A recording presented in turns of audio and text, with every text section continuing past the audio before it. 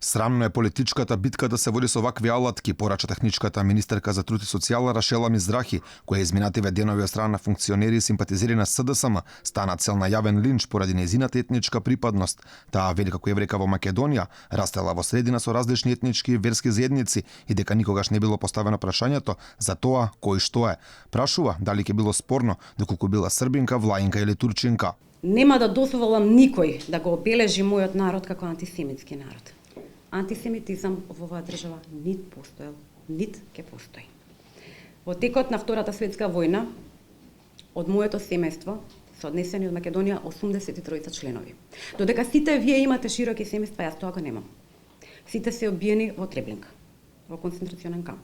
Го носам името на една од моите тетки.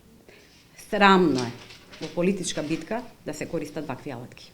Алудирајќи на етничката припадност, Мерсиха Смиловиќ од СДСМ и порача на Мизрахи да си стави Давидовата звезда. Доста пожестока од неа беше видена Бошкова Мицевска, која на социјалните мрежи важи за голем поддржуваш на политиките на власта.